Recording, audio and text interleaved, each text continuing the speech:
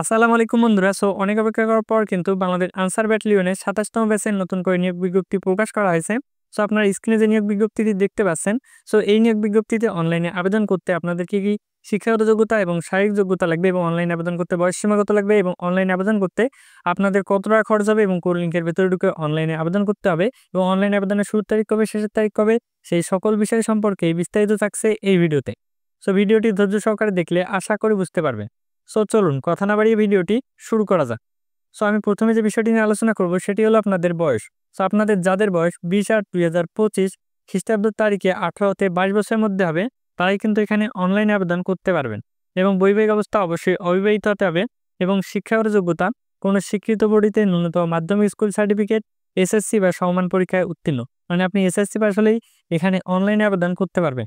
এবং এখানে আপনাদের শারীরিক যোগ্যতা উচ্চতা সর্বনিম্ন সাধারণ ও অন্যান্য প্রার্থীদের ক্ষেত্রে ১.৬৭৬ মিটার বা ৫ ফুট ৬ ইঞ্চি ও ক্ষুদ্র নিগোষ্ঠী প্রার্থীদের ক্ষেত্রে ১.৬২৫ মিটার বা ৫ ফুট ৪ ইঞ্চি এবং ওজন ন্যূনতম সাধারণ ও অন্যান্য প্রার্থীদের ক্ষেত্রে ৪৯ কেজি বা ১১০ পাউন্ড এবং ক্ষুদ্র নিগোষ্ঠী প্রার্থীদের ক্ষেত্রে ৪৭ কেজি বা ১০৪ পাউন্ড। এবং আপনাদের বুকের মাপ সাধারণ ও অন্যান্য প্রার্থীদের ক্ষেত্রে ৮১.২৮ এবং ৮৬.৩৬ সেন্টিমিটার বা ৩২ থেকে ৩৪ ইঞ্চি এবং ক্ষুদ্র নিগোষ্ঠী প্রার্থীদের ক্ষেত্রে ৭৬.২ এবং ৮১.২৮ সেন্টিমিটার বা ৩০ থেকে ৩২ ইঞ্চি। এবং আপনাদের দৃষ্টিশক্তি ৬/৬ হতে হবে, কোনো রকম চোখের সমস্যা থাকা যাবে না। এরপর আপনাদের তালিকাভুক্ত আনসার বিডিবির সদস্য ক্রীড়ার ক্ষেত্রে সামান্য কৃতিত্বের অধিকারী প্রার্থীদের অগ্রাধিকার দেওয়া হবে এবং সকল জেলা হতে সিপাহী পদে পুরুষ প্রার্থীগণ আবেদন করতে পারবেন। এখানে শুধু কিন্তু পুরুষ প্রার্থীগণই অনলাইনে আবেদন করতে পারবেন এবং বাংলাদেশের সকল জেলা থেকে এখানে অনলাইনে আবেদন করতে পারবেন।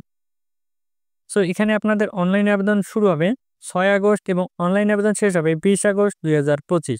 এখানে দ্রুত অনলাইনে আবেদন করে নেবেন এবং আপনাদের বাছাইয়ের তারিখ, স্থান, সময় এই যে একটা ওয়েবসাইট দেখতে পাচ্ছেন, এই ওয়েবসাইটে কিন্তু প্রকাশ করা হবে এবং আপনারা যে মোবাইল নাম্বার দিয়ে অনলাইনে আবেদন করবেন ওই মোবাইল নাম্বারে কিন্তু SMS এর মাধ্যমে জানিয়ে দেওয়া হবে কোথায় আপনার মাঠ হবে এবং মাঠে কয়টার সময় উপস্থিত হতে হবে।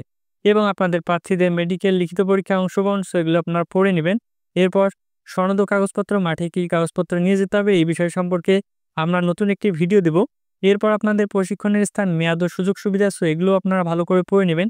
এরপর নিয়োগ ও চাকরির সুযোগ সুবিধা, এগুলো আপনারা পড়ে নেবেন এবং সাধারণ নির্দেশনাবলী, এগুলোও পড়ে নেবেন। এরপর বিশেষ দ্রষ্টব্য, বীর মুক্তিযোদ্ধা, শহীদ মুক্তিযোদ্ধা এবং বীরাঙ্গনা পুত্রদের ক্ষেত্রে প্রমাণ, মুক্তিযোদ্ধা, শহীদ মুক্তিযোদ্ধা ও বীরাঙ্গনা পুত্রদের ক্ষেত্রে মুক্তিযোদ্ধা বিষয়ক মন্ত্রণালয় কর্তৃক প্রদত্ত মুক্তিযোদ্ধার মূল সাময়িক সনদপত্র এবং আবেদনকারী মুক্তিযোদ্ধা, শহীদ মুক্তিযোদ্ধা এবং বীরাঙ্গনা সন্তান এই মর্মে সংশ্লিষ্ট ইউনিয়ন পরিষদ চেয়ারম্যান, পৌরসভার mayor, council, city corporation, word council কর্তৃক প্রদত্ত সনদ এবং ক্ষুদ্র নিগোষ্ঠী প্রার্থীদের যথাযথ কর্তৃক প্রদত্ত সত্যায়িত সনদপত্র বিধি মোতাবেক কোটা পদ্ধতি অনুসরণ করা হবে।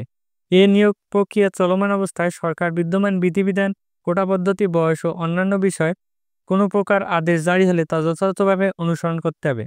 এখানে আবারও কিন্তু দেওয়া আছে আবেদন শুরু ৬/৮/২০২৫, মানে ৬ আগস্ট ২০২৫ অনলাইনে আবেদন শুরু হবে এবং অনলাইনে আবেদন শেষ হবে ২০/৮/২০২৫।